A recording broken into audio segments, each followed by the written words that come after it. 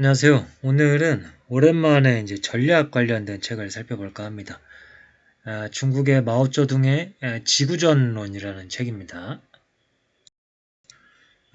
중국에 관련된 기사들을 보다 보면은 마오쩌둥의 지구전 관련된 내용들이 가끔 나옵니다. 그래서 이제 기사 보다 보면은 밑에 지구전론 다시 읽는 시진핑 이런 내용도 있고 중국의 미국에 대한 지구전 전략과 한국의 대응 방향 뭐 이런 내용도 있습니다. 그래서 어쨌든 중국은 우리와 싸우던 혹은 평화롭게 지내던 영원히 우리 앞에 존재할 이웃나라이고 그래서 지피지기 백전불태라는 말도 있고 그래서 중국을 잘 알아야 한다는 생각이 듭니다.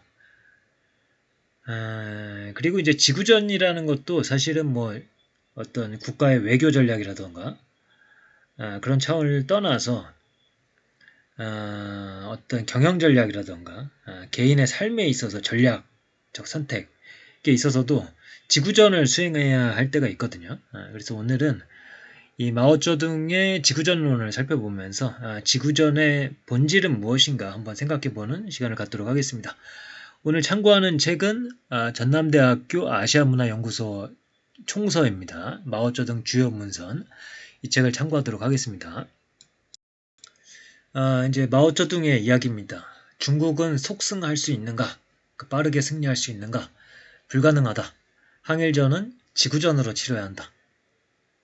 중국군이 승리를 하려면 반드시 넓은 지형을 전장으로 삼아 고도의 기동전을 펼치고 기동전을 이제 기억해 주시고요.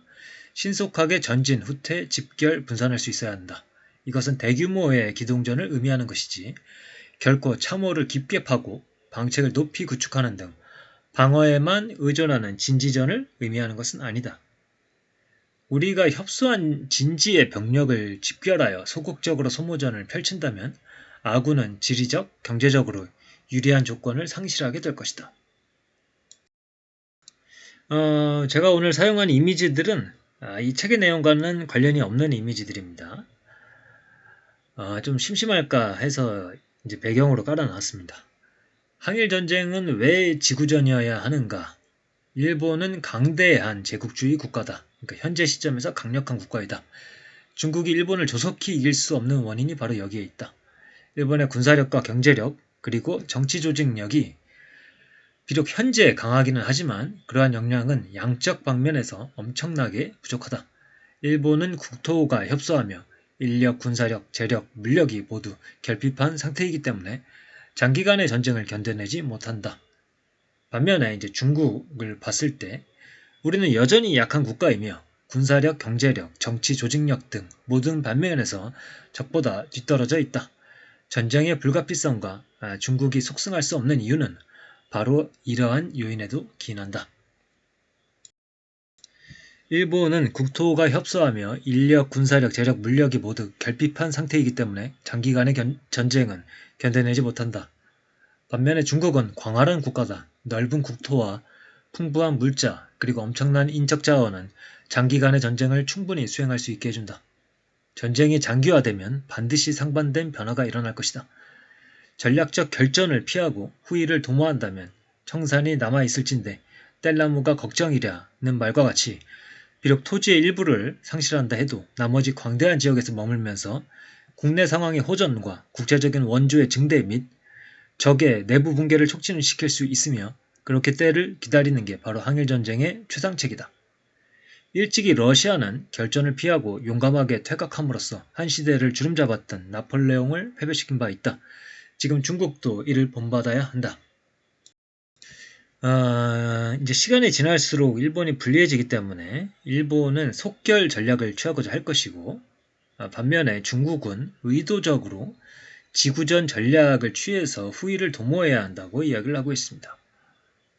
우리는 광대한 영토와 우세한 병력이라는 두 강점을 이용하여 근거지사수라는 진지전을 전개하지 않고 민첩한 기동전을 채택하여 적을 분산시킨 다음 우리의 여러 사단으로 그들의 한 개 사단을 대적하고 수만 명으로 그들 1만 명을 대적하고 그래서 이 진지전이 아니라 기동전을 기본적으로 이제 선택한다. 적은 소수의 병력으로 대국을 침공했기 때문에 중국의 일부 대도시와 큰 길, 그리고 일부 평지만을 점령할 수 있다. 때문에 비록 점령된 지역이라 할지라도 광대한 면적을 모두 지배할 수는 없다. 이것은 바로 중국 인민의 유격전이 활발하게 전개될 수 있는 기반이다. 그래서 진지전이 아니라 기동전을 선택하고 그 다음에 유격전으로 이제 보조를 하는 겁니다.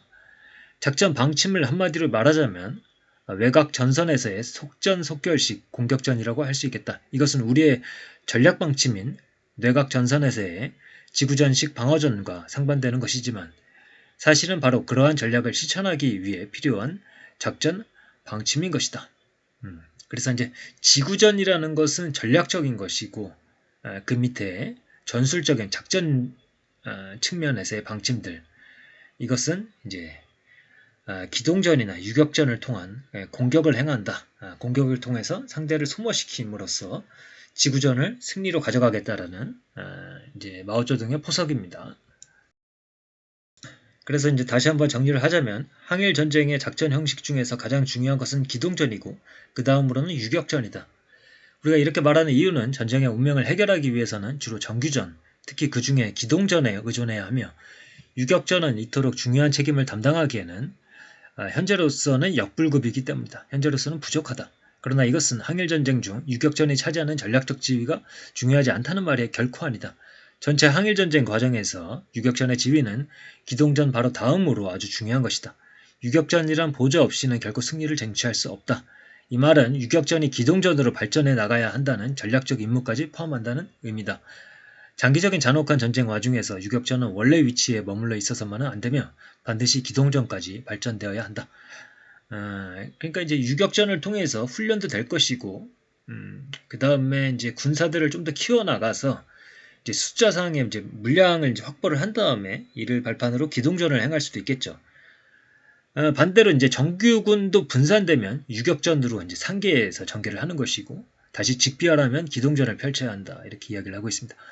적군은 중국의 토지가 광대하다는 점을 이용하여 우리의 진지를 피해가고 있는 실정이다. 때문에 진지전은 중요한 수단이 될 수 없는 것이며 주요 수단으로서는 더 말할 필요가 없다. 그래서 이제 전쟁의 목적이 있고 이 목적을 달성하기 위한 전쟁의 형식을 기동전, 유격전, 진지전 등으로 보았고, 이 효과는 서로 다르기 때문에 이걸 다시 이제 소모전과 선멸전으로 구별을 하고 있습니다. 이제 항일전쟁은 소모전인 동시에 선멸전이다.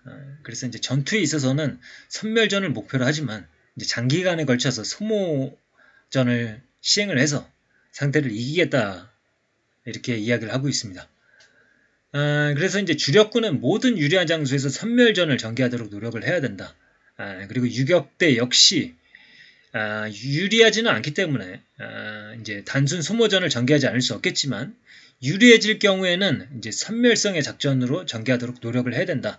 그렇게 할 때 적을 대량으로 소모시키고 결국 우리의 결손 역량을 대량으로 보충한다는 목적을 빌어서 달성할 수 있는 것이다. 이렇게 이야기를 하고 있습니다. 그래서 오늘 간단하게 이제 이 모택동, 마오쩌둥의 지구전론을 살펴봤고요. 이제 관심 있으신 분들은 한번 이제 자세하게 보시면 좋을 것 같고요. 사실 이제 중국이라는 나라는 굉장히 이제 물량으로 밀어붙이는 나라이지 않습니까? 그래서 디스플레이 산업에서도 그리고 이제 배터리 산업에 있어서도 사실 우리나라가 많이 어려움을 겪고 있습니다. 예를 들어서는 이제 작년에 글로벌 이제 차량 판매가 8천만 대였고 그 중에 전기차가 한 800만 대 정도 팔린 걸로 이제 알려져 있는데 중국에서만 전기차가 500만 대가 팔렸거든요. 이제 물량이 어마어마하죠. 그렇게 봤을 때 이 전기차 생산 그리고 배터리 그리고 배터리의 형식을 놓고서도 이제 경쟁을 하고 있는데 중국의 힘이 많이 쏠리게 되겠죠. 그리고 이제 배터리에 들어가는 원자재 그걸 또 가공하는 거 이런 모든 측면에 있어서 사실 물량 공세를 견디기 힘들다라는 생각이 들기도 합니다. 그래서 이 중국의 기본적으로 이 물량을 바탕으로 하는 이 전략을 세우는 거에 우리가 그런 거를 본질을 잘 알고 대처해야 되지 않을까 이런 생각을 하면서 오늘은 간단하게 리뷰를 마치도록 하겠습니다. 감사합니다.